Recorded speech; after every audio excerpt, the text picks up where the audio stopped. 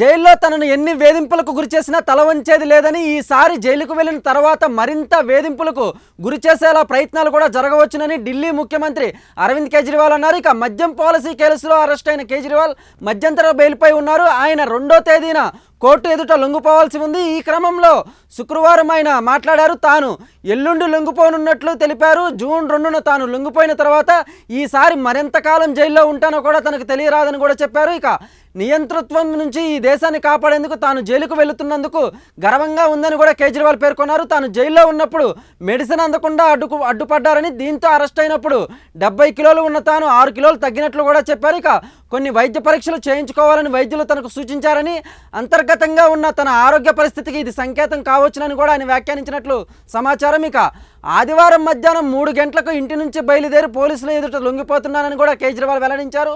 ఈసారి తనను ఇంకా వేధింపులకు గురి కావచ్చని, జైలుకు వెళ్ళిన తర్వాత కూడా ఎక్కువగా ప్రజల గురించి ఆలోచిస్తానని కూడా కేజ్రీవాల్ పేర్కొన్నారు. ఇక ఢిల్లీ ప్రజలకు అందుతున్న సేవల్లో ఎలాంటి మార్పు ఉండదని హామీ కూడా కేజ్రీవాల్ ఇచ్చారు. మీకోసం ఓ కొడుకులా పనిచేశానన్నారు. ప్రజలను తాను అభ్యర్థించేది ఒక్కటేనని, అనారోగ్యంతో ఉన్న తన తల్లిదండ్రులను మాత్రం జాగ్రత్తగా చూసుకోవాలని కూడా కేజ్రీవాల్ కోరుకున్నట్లు సమాచారం.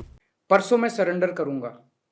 सरेंडर करने के लिए लगभग दोपहर 3 बजे अपने घर से निकलूंगा। हो सकता है ये इस बार मुझे और ज़्यादा प्रताड़ित करें, लेकिन मैं झुकूंगा नहीं। आप अपना ख्याल रखना। मुझे जेल में आपकी बहुत चिंता रहती है। आप खुश रहेंगे तो आपका केजरीवाल भी खुश रहेगा। मैं बेशक आपके बीच नहीं होऊंगा, लेकिन आप चिंता मत करना, आपके सारे काम चलते रहेंगे।